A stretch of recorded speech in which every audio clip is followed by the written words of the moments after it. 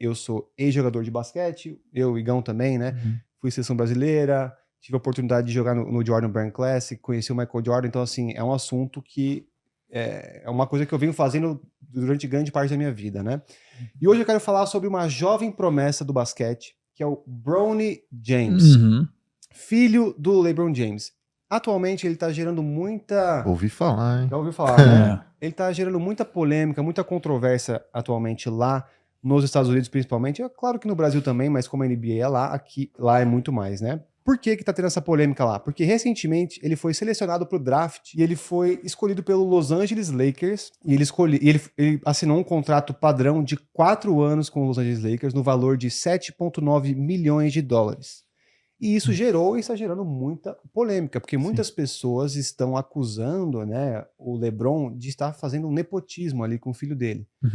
Dizendo que o único motivo do Bronny James conseguir um contrato de 4 anos, né, com um valor desse, ou só estar jogando na NBA, estão falando que é só por conta do LeBron James e por conta da influência dele e do poder que ele tem na NBA. É claro que o Bronny James, mesmo assim, mesmo ele sendo filho do LeBron James, ele é um garoto que parece ser muito esforçado. Ele tem potencial de ser um bom jogador, ele tem a genética.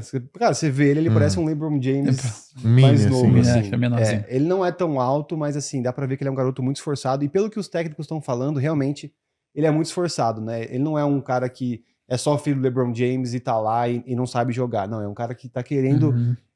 dominar seu espaço, provar que ele não é só filho do LeBron James, parece que ele tá se esforçando bastante. Mas, ao mesmo tempo, quando você analisa, né, as estatísticas do Bronny, você vê que ele não é um jogador que deveria ter sido escolhido para NBA. E antes de eu entrar nas estatísticas dele, vale falar também que é muito difícil você não ser ofuscado por ser o filho do LeBron James, né? Você sempre vai ter esse peso...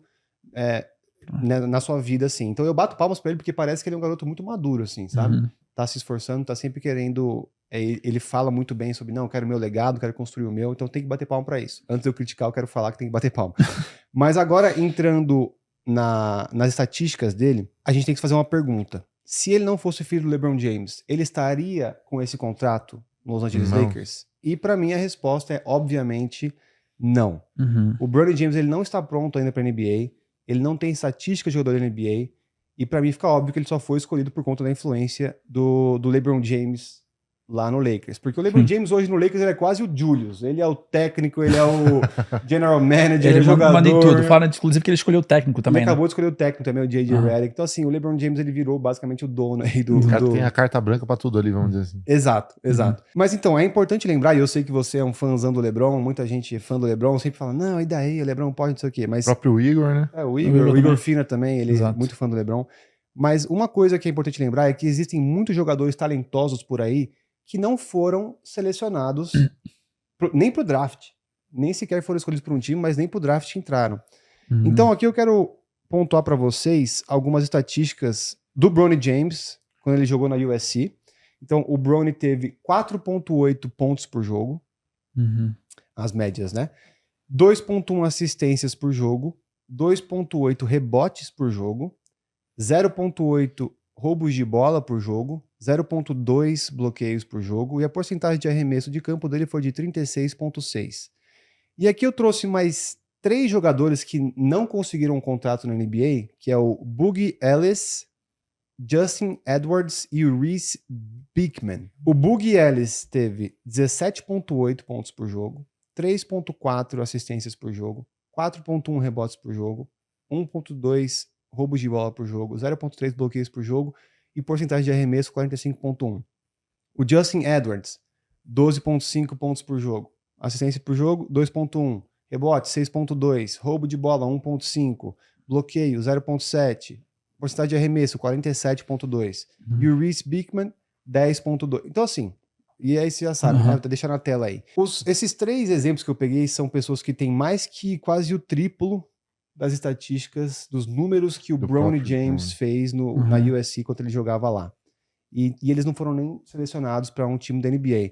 Então eu quero saber a opinião de vocês. Vocês acham que realmente foi justo? É uma coisa correta do Bronny James ter sido escolhido pro Lakers?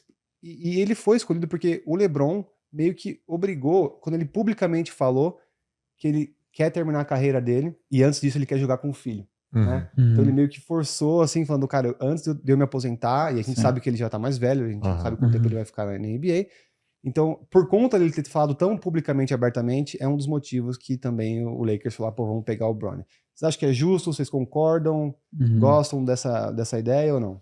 Cara, acho que antes de mais nada, a gente, não sei, a gente esteja perto desse momento, desses lendários, desses GOATs, né, que eles vão estar se retirando e se aposentando. Isso é muito doido. LeBron, mano, eu pra ser sincero, não imagino como vai ser esse dia quando chegar, por exemplo, trazendo cross até pro, tipo, universo do CR7 e Messi, tá ligado?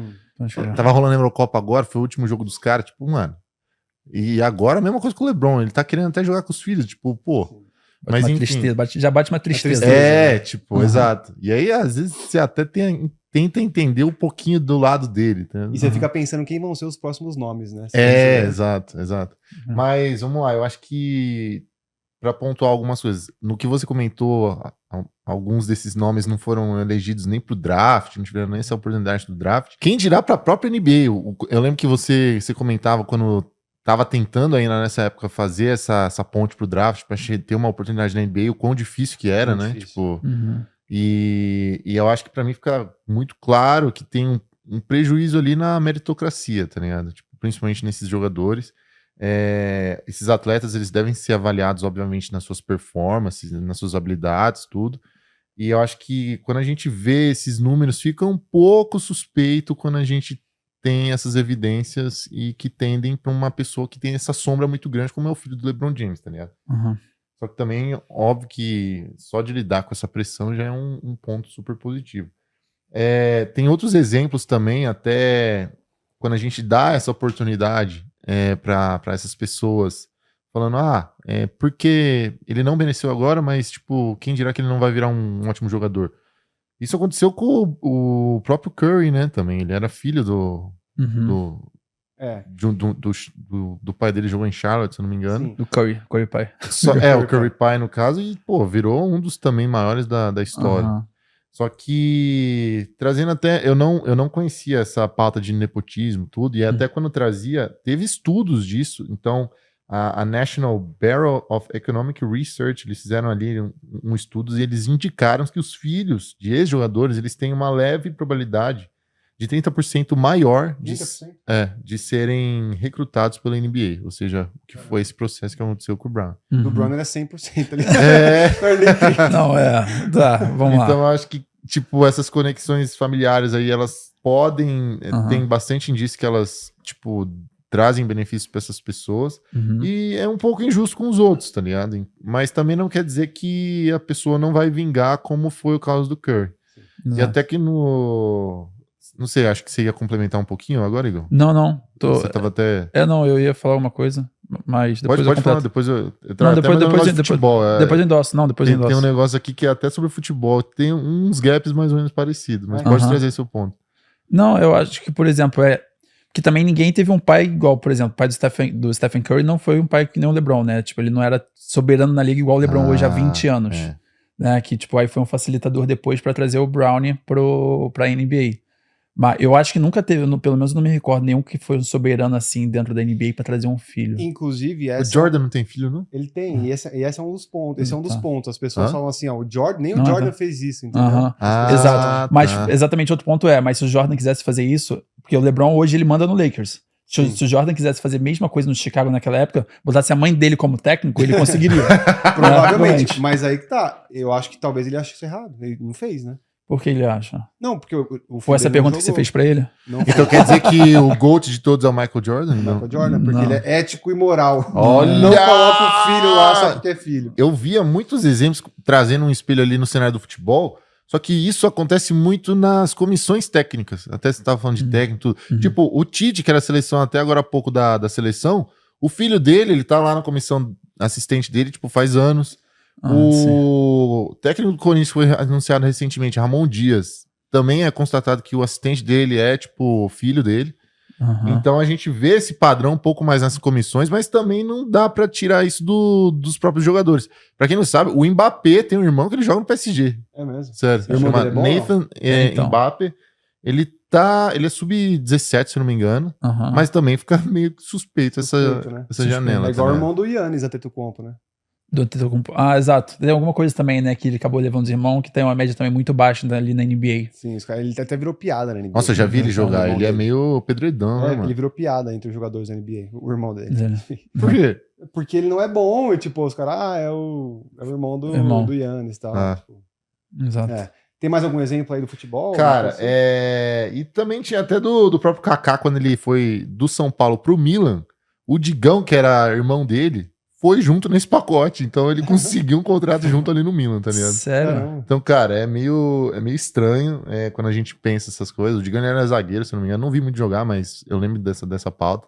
Caralho. Então, mas de novo, aquela parte de meritocracia, muitas dessas pessoas não vingam, que nem esse Digão ficou pouco tempo lá no Milan, teve, sei lá, não teve mais do que 10 jogos no profissional deles. Tá. Então...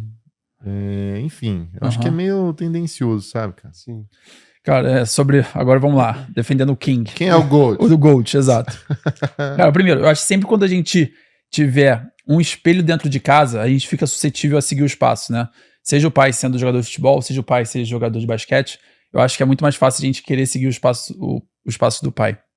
E muitas vezes a gente acaba esquecendo o quanto aquela pessoa trabalhou, e até teve uma pressão muito maior para se tornar quem ele é hoje, né? Se ele for atleta ou se ele for até mesmo, talvez, um empresário para tomar conta da empresa da família.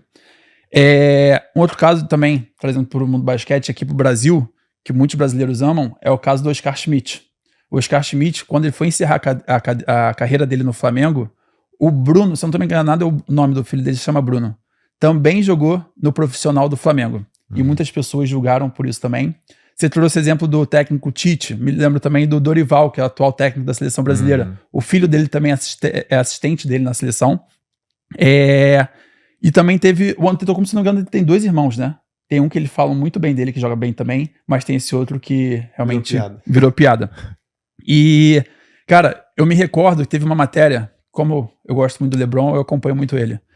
Teve uma matéria no começo do ano passado, né? No começo de 2023, da ESPN, que colocava o Brownie como top 10 do draft de 2024. Né? Então, especialistas de draft já colocavam. E aí aconteceu várias coisas com o Brownie, né? Cara, ele teve um problema muito sério cardíaco e ele não conseguiu fazer uma pré-temporada muito boa. E a gente, como atleta, a gente sabe quão é diferente você fazer uma pré-temporada ou não, ou pegar o time no meio da temporada. Então, acho que isso prejudicou muito o Brownie durante a passagem dele na faculdade, na universidade. E, cara, eu sou super a favor o Brownie jogar com o LeBron James, porque, cara, a NBA é um show. Cara, é uma empresa. O que eles querem, cara? É lucro. E o Brownie indo jogar com o LeBron vai gerar muito mais receita. E eu me recordo, assim como o Gui, eu joguei 6 meses nos Estados Unidos e conheci um indiano lá. Ele tinha 2,17 metros. Cara, ele era muito ruim, Gui. Mas ele também foi draftado no segundo round da NBA. Por quê? Porque depois ele virou uma série da Netflix, foi na Netflix ou Amazon, One in a Billion, o primeiro indiano a ir pra NBA. Sabia que ele não tinha potencial? Ele chegou a jogar alguns jogos pelo Dallas Mavericks? Teve alguns jogos pelo Dallas Mavericks. Só que eles sabiam que ele não ia se tornar um grande jogador da NBA. Ele é o único indiano? Ele foi o primeiro e único. Eu lembro que ele foi o primeiro. Eu acho que primeiro e único, que eu não me lembro. Eu não penso em nenhum. Não tem nenhum outro indiano. Então acho que foi o primeiro e único. Não sei se depois... One in a Billion. One in a Billion. Então...